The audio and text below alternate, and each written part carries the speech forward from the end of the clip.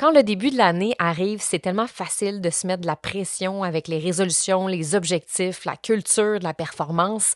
Et si on arrêtait de se forcer en janvier, puis que c'était ça la clé?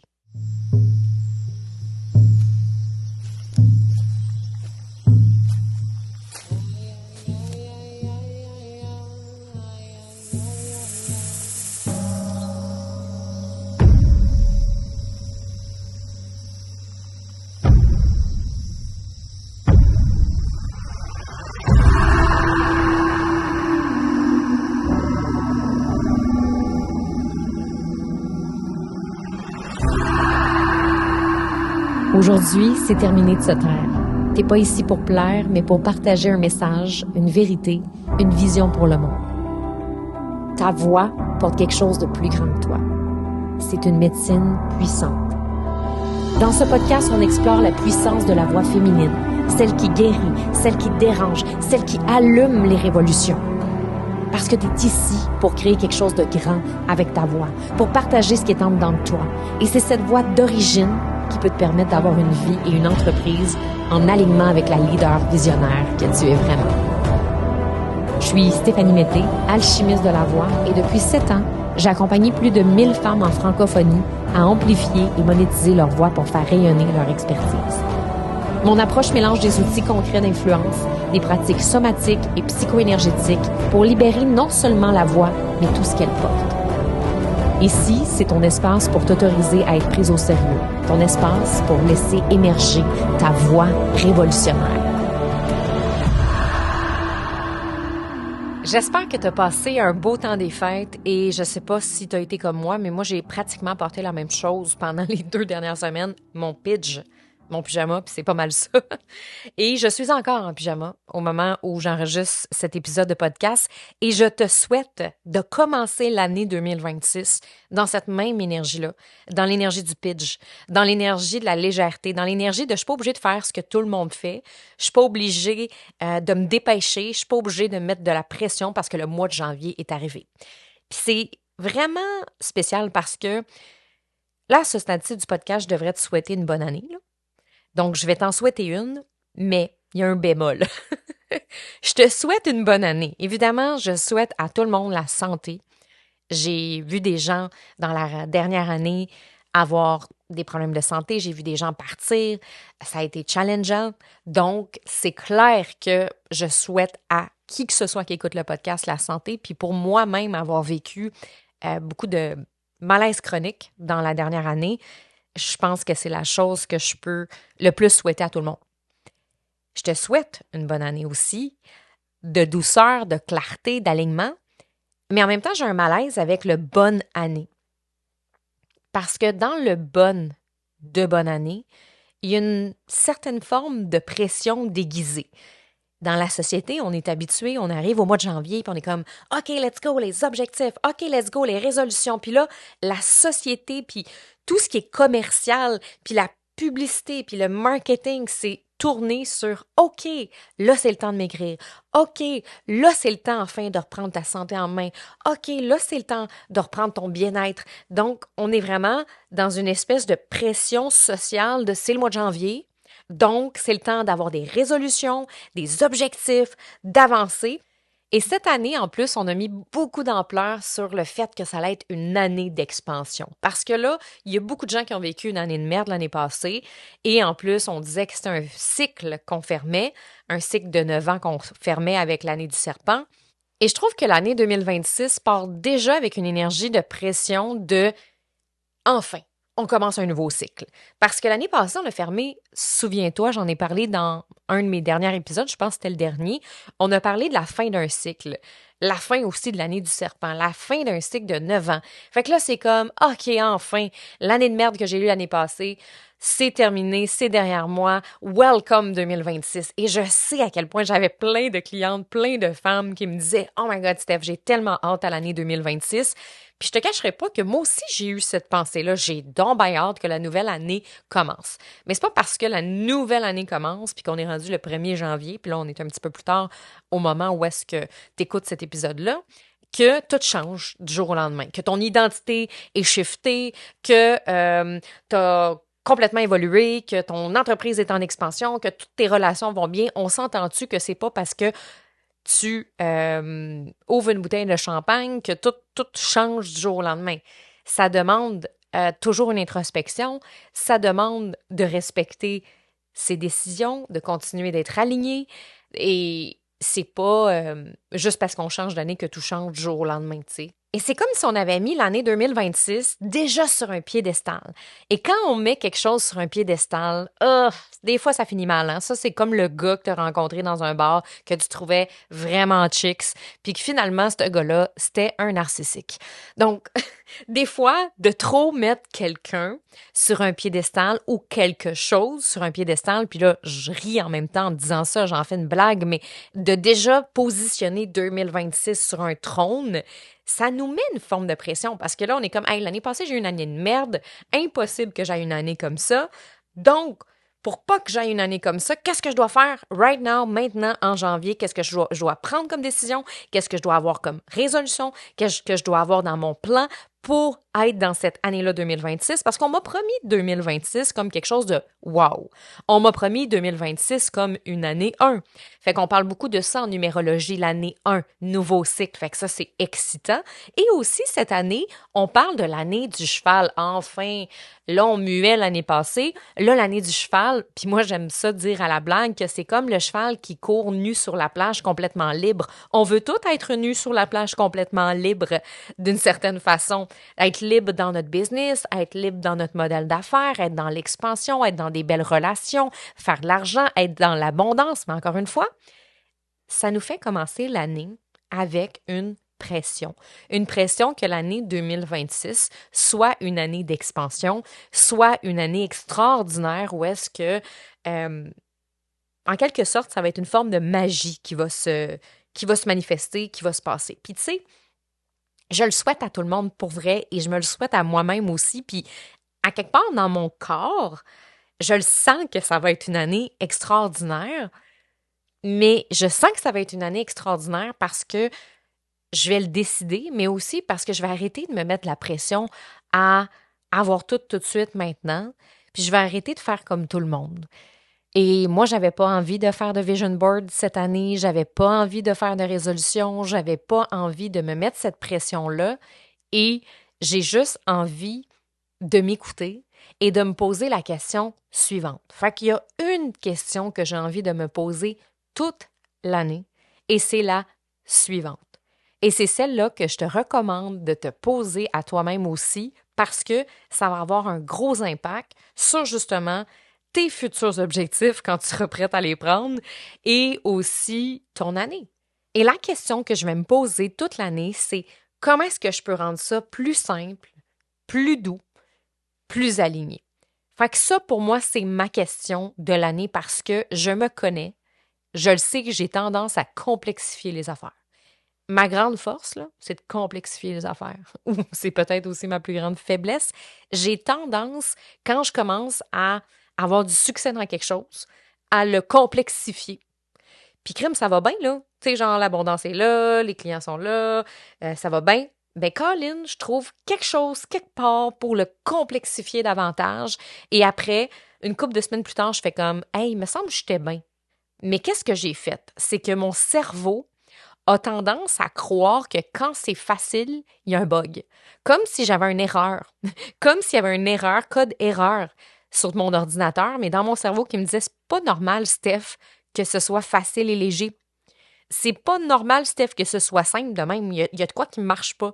Donc, installe-toi un tableau Excel ou installe-toi un nouveau tunnel ou installe-toi une nouvelle affaire parce que, il me semble que ça va péter.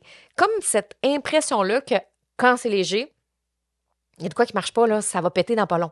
Donc, on est aussi programmé un peu comme ça des fois, certaines personnes. En tout cas, moi, je suis programmée comme ça. Donc, la question, comment je peux rendre ça plus simple, me ramène à la simplicité constamment dans ma vie et constamment dans mon entreprise. Parce que à chaque fois que je me sens surchargée dans ma vie, puis que je me dépose avec mon cahier de notes, que ce soit sur la plage, que ce soit avec mon cacao dans mon lit ou peu importe, c'est tout le temps les mêmes affaires qui me rendent heureuse. Puis, c'est intéressant parce qu'en avant de moi, j'ai une citation sur le bonheur présentement qui dit Le bonheur n'est pas d'avoir ce que l'on désire, mais d'apprivoiser ce que l'on a. Puis, effectivement, souvent, on l'a déjà le bonheur. Puis bon, je ne veux pas parler pour tout le monde, c'est vraiment pas ça mon objectif, mais tu sais, moi, là, si je regarde ma vie, là, je suis comme, tabouère, je suis vraiment chanceuse d'avoir tout ce que j'ai actuellement et j'ai pas besoin de plus que ce que j'ai. Parce que j'ai une maison au Costa Rica qui est payée, qui est à 5 minutes de la plage. J'ai la possibilité d'avoir une entreprise nomade que je peux transporter partout à travers le monde. Je travaille avec des gens que j'aime. Mon chum travaille avec moi. J'ai que plein d'affaires autour de moi pour me rendre heureuse, mais des fois, je le suis pas pareil. Il y a des jours où j'aimerais avoir plus. Et les jours où j'aimerais avoir plus, avoir une plus grande maison, avoir quelque chose au Québec, avoir la possibilité d'avoir encore plus de temps, plus de voyages, plus de ci, plus de ça, je réalise que souvent, quand je me sens comme ça, mais il y a deux affaires. Premièrement, je ne m'autorise pas à le ressentir parce que je me sens coupable. Parce que je me dis, tu sais, si je parle de ça, les gens vont dire, ben voyons, tu te plains le ventre plein. Hein? Cette belle expression qui me tape ses nerfs. Ben, le pire, c'est que c'est vrai, mais en même temps, le fait de ne pas s'autoriser à le ressentir nous fait sentir encore plus mal puis encore plus coupable. Et moi, je trouve que ça active encore plus de frustration des choses qu'on n'a pas. Donc, le fait de ne pas s'autoriser à ressentir ça, le fait qu'on est des humains et que on est un peu programmé à ça, de voir ce qu'on n'a pas, de voir ce qui nous manque, que quand on le ressent, des fois, on est comme, oh non, non, non, je ne peux pas ressentir ça. Tu sais, j'ai des beaux enfants, j'ai une belle business, je suis en santé, hey, j'ai connu quelqu'un qui a vécu ça. Ben, OK, je comprends, là. Mais ta vie, c'est ta vie, ma vie, c'est ma vie, et on ne peut pas se comparer aux autres. Puis quand on se met à se comparer aux autres, c'est là qu'on se dit, hey, je me plains le ventre plein, OK, peut-être, mais tu as le droit de ressentir ce que tu ressens. Donc, prends le temps de ressentir cette année en 2026, que ce soit les choses positives, que ce soit tes moments de joie, que ce soit tes moments de gratitude, que ce soit tes moments de reconnaissance, de célébration, de joie. On ne prend pas tout le temps de les ressentir pleinement à fond. Puis, n'aie pas peur de le ressentir pleinement à fond parce que des fois, on a tendance à vouloir se diminuer quand c'est trop heureux parce qu'il y a des gens qui nous trouvent intenses, mais comme permets-toi de sauter, de crier, de chanter si tu veux. Puis permets-toi aussi de ressentir le contraire, de ressentir qu'il te manque quelque chose, de ressentir que tu te sens pas assez, de ressentir de la colère, de la frustration. C'est OK, tout est OK, tu sais. Puis moi, le mois de janvier, contrairement à bien du monde qui commence le mois de janvier bien motivé, avec beaucoup d'idées, puis ben moi, pour moi, c'est pas ça le mois de janvier. Pour moi, le mois de janvier, c'est un mois souvent, et j'ai réalisé que j'avais ce pattern-là où est-ce que je vis de l'anxiété quand même. Pas de l'anxiété par rapport juste au mois, mais il y a des choses qui sont là en moi depuis longtemps par rapport au mois de janvier qui datent probablement de ma jeunesse, d'ancienne vie peut-être, j'ai aucune idée, mais il y a quelque chose dans mon corps qui se crispe en janvier. Puis je le sais que ça va s'alléger, se libérer. Euh, mais tu sais, le fait de passer beaucoup de temps, des fois avec sa famille, par exemple, pour moi, dans mon cas, puis j'adore ma famille, mais ça a aussi un effet d'anxiété qui s'active en moi parce que il y a plein de patterns, il y a plein de choses qui remontent. Donc, j'essaie le plus possible de faire ma bulle. Puis j'ai eu des super belles vacances. J'ai pas eu de conflit avec personne dans ma famille. Ça s'est super bien passé. Mais malgré tout, je repars avec une anxiété qui s'est éveillée, qui s'est réveillée, de passer beaucoup de temps avec beaucoup de monde. Euh, En étant une personne très sensible aux énergies, ben c'est sûr que moi, ça me crée ça. Fait que pour moi, le temps des fêtes, puis l'après-fête, il y a comme une période de digestion qui est importante, où est-ce que je peux pas juste me lancer dans le travail, ou est-ce que je peux pas juste go, go, go, go, go, être dans les objectifs. J'ai besoin de revenir à moi, puis ce travail-là de digestion peut prendre quelques semaines. Donc, J'ai vraiment besoin de laisser déposer ça en moi. J'ai eu des moments d'angoisse dans les derniers jours, puis c'est vraiment psychosomatique, dans le sens que je peux pas te dire qu'il y a eu un déclencheur précis, qu'il est arrivé quelque chose, puis là, j'ai eu une angoisse, mais c'est vraiment là, des fois, je vais aller marcher, et là, il y a quelque chose qui va monter en moi, et là, je ressens de l'anxiété tout d'un coup, là. Puis pourtant, je suis en nature, la nature m'apaise. D'habitude, c'est quelque chose qui me calme, mais là, il y a comme une boule qui me prend, ou le cœur qui palpite, ou un espèce de malaise dans mon corps, ou un sentiment d'insécurité. J'ai ressenti ça quelques fois dans les derniers jours, puis je le sais que le mois de janvier, c'est souvent ça pour moi. C'est avec toute l'espèce d'énergie du temps des fêtes, avec les gens que tu vois, puis avec beaucoup d'amour. J'adore toutes les personnes avec qui j'ai passé du temps, mais moi, ça a un impact et j'ai besoin de me retrouver dans mon énergie.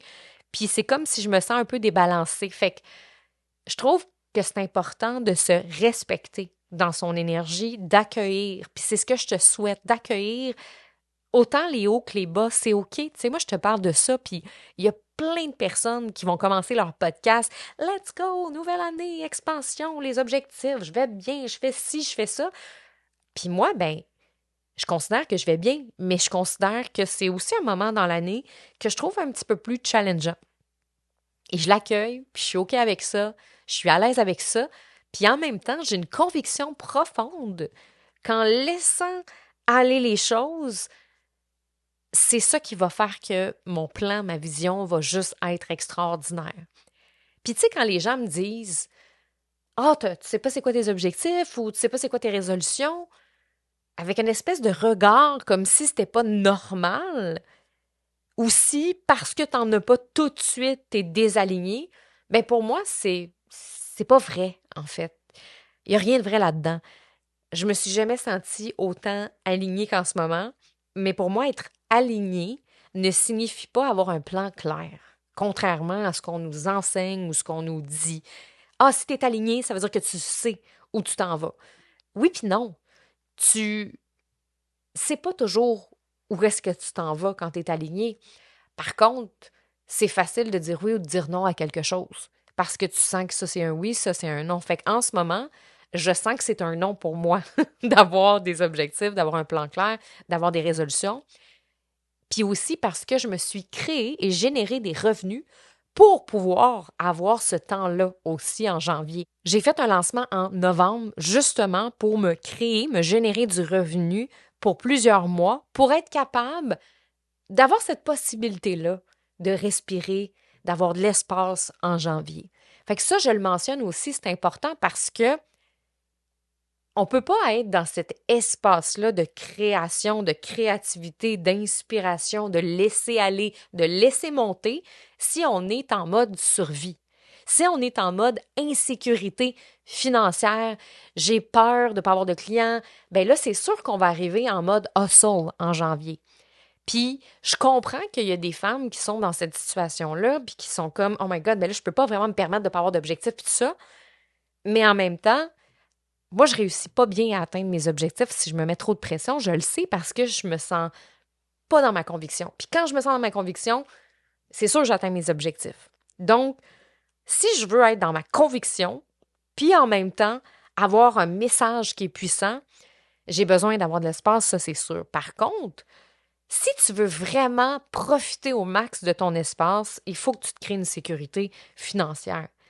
C'est tellement, tellement important. Puis moi, c'est ce que je souhaite à toutes les femmes pour 2026. Une sécurité financière qui te permet de respirer, qui te permet de te réaligner, qui te permet de prendre du temps pour toi, qui te permet de profiter de ce que tu as déjà, en fait. Parce que c'est bien beau, en fait, chercher tout le temps à avoir plus, avoir plus, avoir plus, mais as-tu le temps de profiter de ce que tu as déjà? Parce que moi, ça a été vraiment ça le game changer dans la dernière année et demie de réaliser que j'avais plein de choses que je m'étais créées grâce à ma business qui avait généré énormément d'argent dans les dernières années, mais que je pouvais pas en profiter. Que oui, j'étais nomade digital, mais qu'en même temps, j'avais plus le temps vraiment de faire d'autres voyages que rester à ma maison au Costa Rica parce que je sentais pas que j'avais l'espace pour le faire.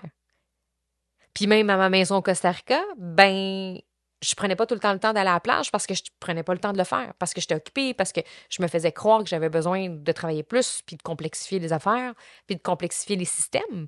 Donc, j'avais plein de choses extraordinaires auxquelles je pouvais profiter que je profitais pas.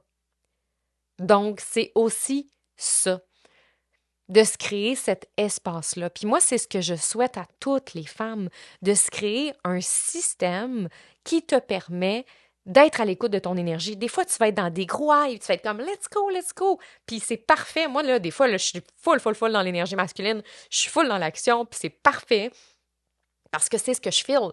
Et je me sens dans cette énergie-là. Et il y a des moments où je sens que je dois me laisser de l'espace au max parce que les choses vont monter si je me repose, si je dors, si je vais faire du ski, si je vais à la plage, peu importe où je suis, où dans le monde, parce que là, je suis au Québec, donc je suis plus en mode hivernal. Donc, on a besoin de se créer un système qui respecte nos cycles, notre énergie, autant féminine que masculine. Et je crois beaucoup que c'est ça qui va être le game changer de plusieurs femmes, d'être capable de se créer un système qui fait que tu as toujours des ventes qui se génèrent, peu importe ce que tu vis, peu importe ce que tu ressens, peu importe t'es dans quel mood, peu importe ce que tu as envie de faire en ce moment, puis ça fait quand même partie de mes objectifs 2026, de continuer à faire évoluer ce système-là qui a été mis en place pour moi et que j'aide mes clientes aussi à faire. Si tu es une femme visionnaire, que tu portes un message fort, mais que des fois, parler, vendre, être visible te demande plus d'énergie. Parce qu'on le sait qu'on n'est pas toujours dans le mood. Il y a des fois où est-ce qu'on se sent vraiment high puis on a envie d'être là, présente, visible. Et il y a des moments où est-ce que ça nous tente pas pantoute. Et ça, c'est pas un manque de stratégie. C'est ton système vocal qui ne te soutient plus. Et c'est la raison pourquoi j'ai créé la formation Résonance, qui est seulement 44 $ et qui va t'aider à justement reconnecter à ta voix, à ta fréquence pour être capable d'attirer des clientes et des ventes sans forcer à tous les mois grâce à un système qui travaille pour toi.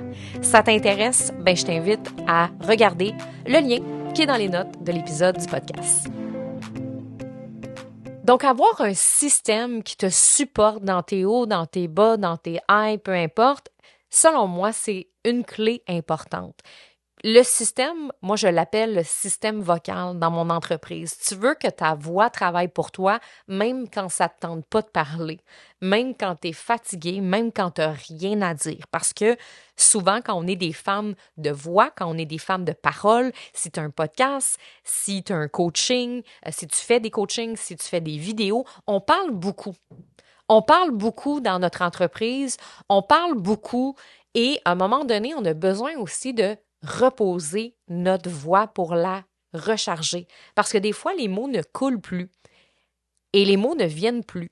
Et on se met une pression des fois parce qu'on veut avoir de l'impact dans la vie des gens. Mais avoir de l'impact, c'est de s'accorder du temps de pause pour que le message monte à nous, pour que justement notre chakra de la gorge s'active. Si à un moment donné, on le suractive, ben ça montera plus.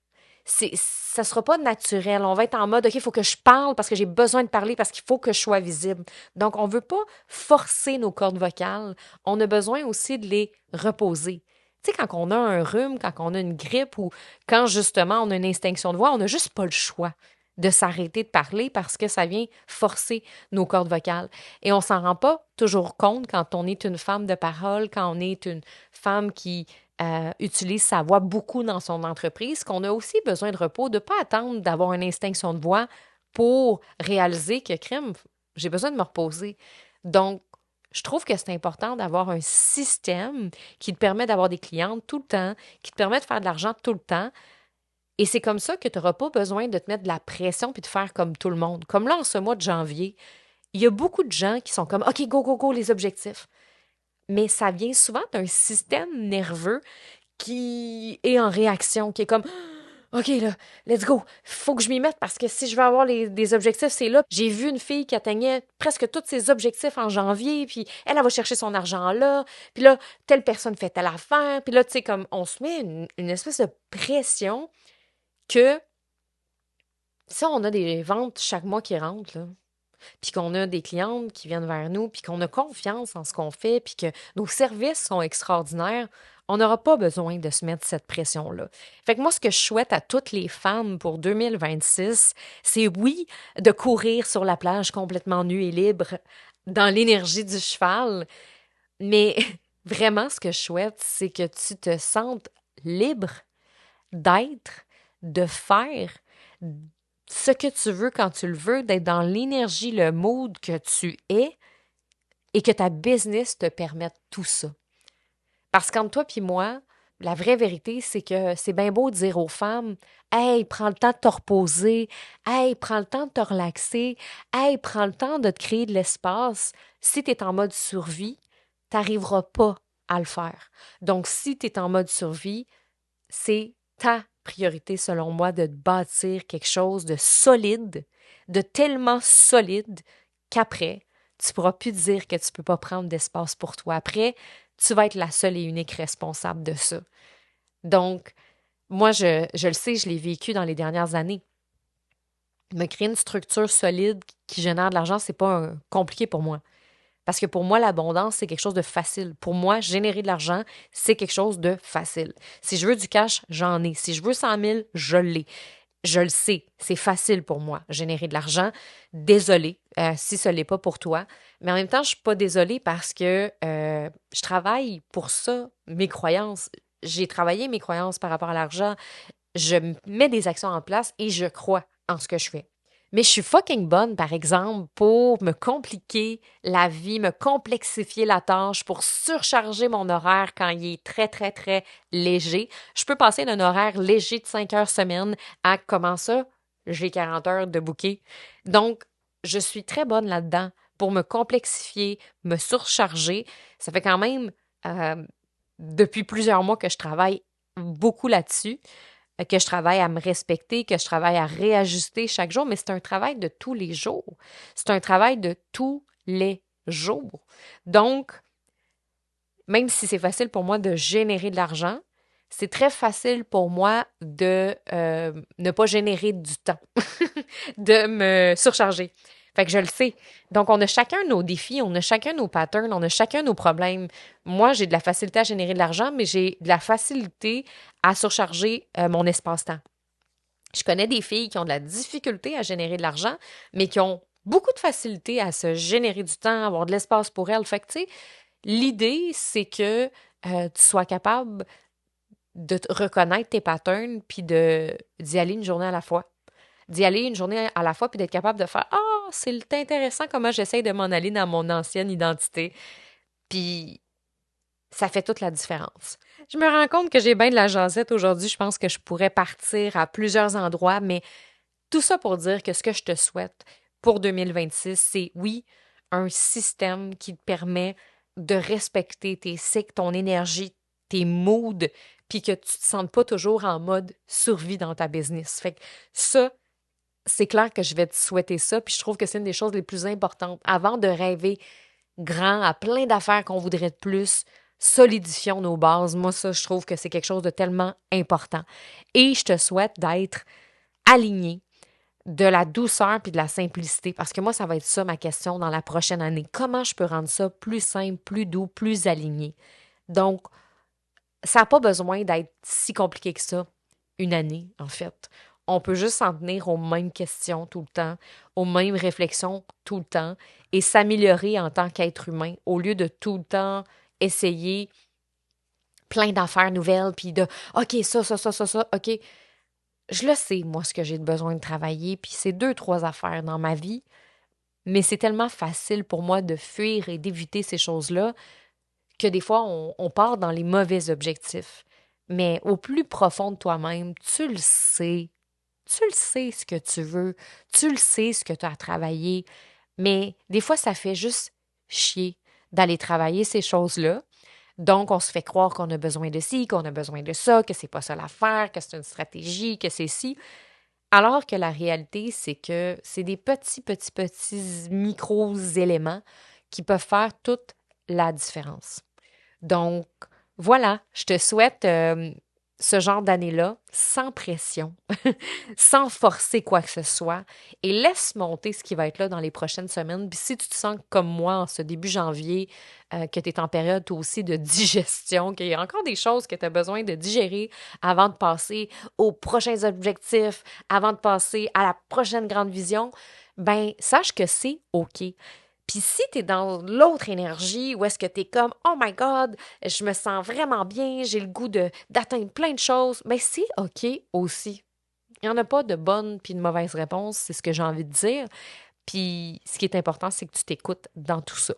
Donc, voilà, c'est ce que je voulais te proposer aujourd'hui dans ce podcast et on va se retrouver la semaine prochaine. La semaine prochaine, je te fais un podcast un peu plus business. J'avais envie de te partager mes prédictions. J'aime bien ça, moi, en début d'année, y aller avec mes prédictions. Je pense que j'ai fait ça dans mon ancien podcast Stéphanie Mété pendant genre 6 ans. À chaque année, j'avais mes prédictions business. Fait que je vais te faire ça, mes prédictions business pour les femmes entrepreneurs. La semaine prochaine, mes 5 grandes prédictions de Stéphanie Nostradamus. Vraiment, en toute humilité, que je te fais mes prédictions la semaine prochaine, juste parce que j'aime vraiment ça. Imaginer, visualiser comment le marché va se positionner dans la prochaine année. Fait que on se reparle de ça la semaine prochaine. Je te souhaite une belle semaine dans la légèreté, dans la douceur, puis à bientôt. Ciao! Cet épisode-là a éveillé quelque chose en toi, t'a fait vibrer, viens me le dire. La meilleure façon de le faire, laisse un 5 étoiles sur Apple Podcasts et écris ton témoignage. Mais surtout, partage-le. Envoie cet épisode-là à une femme que t'aimes. Une femme qui, elle aussi, aurait besoin d'entendre ce message-là.